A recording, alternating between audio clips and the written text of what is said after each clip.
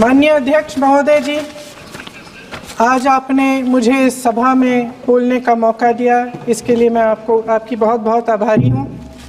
सबसे पहले जो सुरक्षाकर्मी, जो जवान अफसर 13 दिसंबर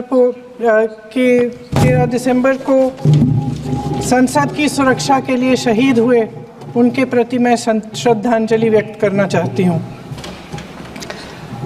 महोदय, हजारों साल पुरानी हमारी देश की, धर्म की एक पुरानी परंपरा रही है। ये परंपरा संवाद, चर्चा की रही है। एक गौरवशाली परंपरा है जो दर्शन ग्रंथों में, वेदों में, उपनिषदों में दिखती है। वाद विवाद और संवाद की हमारी पुरानी संस्कृति है। अलग अलग धर्मों में भी, इस्लाम में, सूफियों में, बौद्ध धर्म में, जैन धर्म में, सिख धर्म में भी ये वाद संवाद, ये चर्चा बहस, इसकी संस्कृति रही है। इसी परंपरा से उभरा हमारा स्वतंत्रता संग्राम। हमारा स्वतंत्रता संग्राम विश्व में एक अनोखा संग्राम था, एक अनोखी लड़ाई थी जो अहिंसा और सत्य पर आधारित थी। ये वाद संवाद की जो परंपरा है, इसको इस संग्राम ने आगे कैसे बढ़ाया? क्योंकि ये जो संग्राम था, ये जो लड़ाई थी हमारी आज़ादी के लिए, एक बेहद लोकतांत्रिक लड़ाई थी।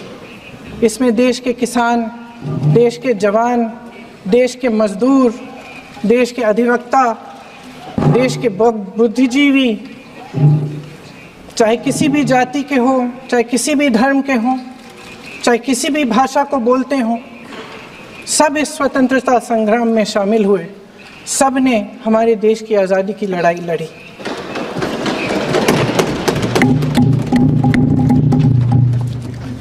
और उसी आज़ादी की लड़ाई से एक आवाज़ उभरी जो हमारी देश की आवाज़ थी। वो आवाज़ ही आज हमारा संविधान है। साहस की आवाज़ थी, हमारी आज़ादी की आवाज़ थी, और उसी की गूंज ने हमारे संविधान को लिखा और बनाया। ये सिर्फ एक दस्तावेज नहीं है। बाबा साहेब अम्बेडकर, मौलाना आज़ाद जी, राजगोपालाचारी जी और जवाहरलाल नेहरू जी और उस समय के तमाम नेता, जैसे आपने कहा, इस संविधान को बनाने की जो कार्य में सालों के लिए जुटे रहे।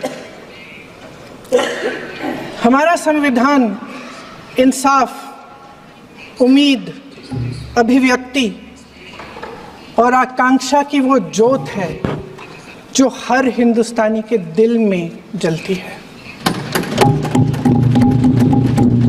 अध्यक्ष महोदय, इस ज्योत ने हर एक भारतीय को ये पहचानने की शक्ति दी कि उसे न्याय मिलने का अधिकार है, कि उसमें अपने अधिकारों के लिए आवाज़ उठाने की क्षमता है, कि जब वो आवाज़ उठाएगा तो सत्ता को उसके